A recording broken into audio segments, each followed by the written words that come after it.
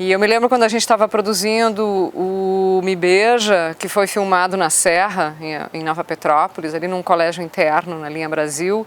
Eu me lembro que a gente filmava o dia inteiro, de madrugada, de noite eu fazia as minhas maquetes da arquitetura e de manhã cedo eu pegava o ônibus para Porto Alegre para entregar a maquete na faculdade. Evidentemente que isso não deu certo.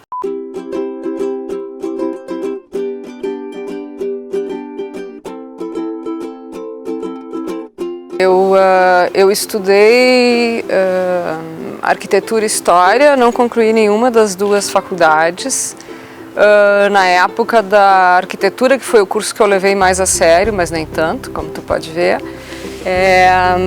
eu já estava fazendo cinema. Na verdade, havia todo aquele movimento do cinema gaúcho dos anos 80, que começou com os longa-metragens em Super 8 e logo depois se passou para o longa em 35mm.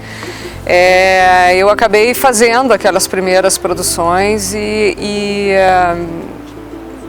aí, assim, era muito claro para mim que eu não seguiria na carreira de arquitetura e seguiria sem dúvida fazendo cinema. Foi uma coisa que para mim estava muito claro desde o início, era o que eu queria.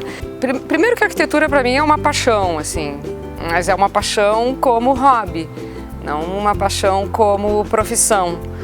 E ela tem algo de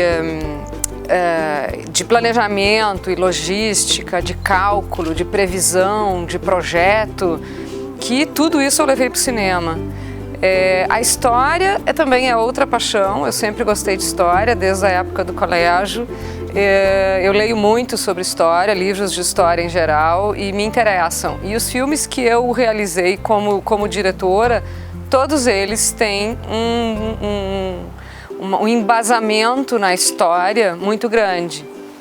Tanto, enfim, o primeiro documentário que eu dirigi, que foi na Antártida, eu consumi toda aquela bibliografia sobre a época do descobrimento, da chegada ao polo e toda a parte ligada à história propriamente, mas também à biologia, à geografia, que me interessavam tremendamente. Isso foi a base para fazer o documentário. O Extremo Sul, que foi um longa-metragem rodado na Terra do Fogo, enfim, toda a parte histórica da conquista da Terra do Fogo, da descoberta do Estreito de Magalhães e todos os grandes desbravadores da Patagônia, essa história toda também eu pesquisei e consumi com muito prazer.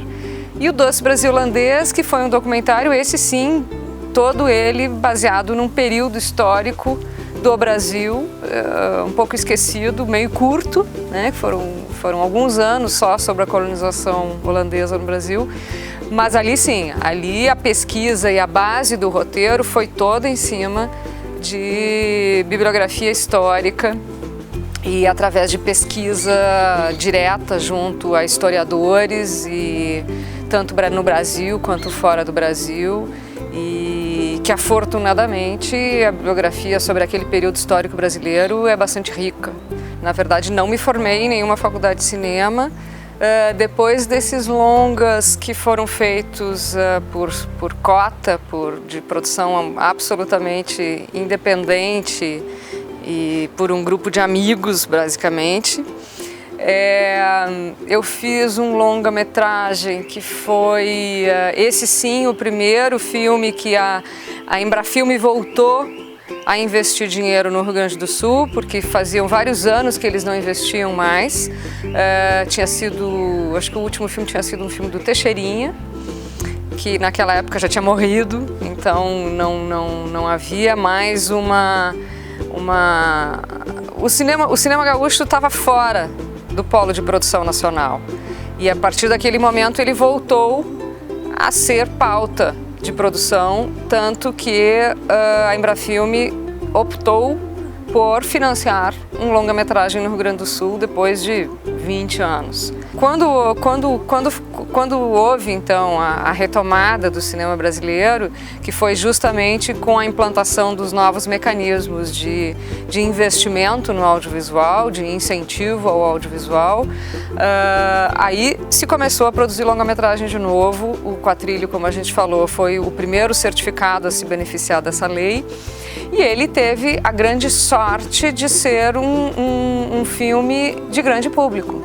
É um filme que entrou no gosto popular, foi indicado ao Oscar de filme estrangeiro e passou da casa de 1 milhão de espectadores. Então foi uma retomada com o pé direito. E outras produções vieram em seguida. Depois disso, no Rio Grande do Sul, nós fizemos o Anaí de las Misiones, que foi uma produção também com a lei do audiovisual, foi o 20º certificado da lei do audiovisual. Então, tudo início da utilização dessa lei, que hoje está consolidada. Eu comecei no cinema fazendo produção executiva. Primeiro assistência de produção, já fui chefe eletricista. Nunca quis ter uma produtora com muitos projetos. Todos os filmes que eu fiz, eles tinham uma origem na minha vivência pessoal, na minha vida e nos meus gostos pessoais, enfim.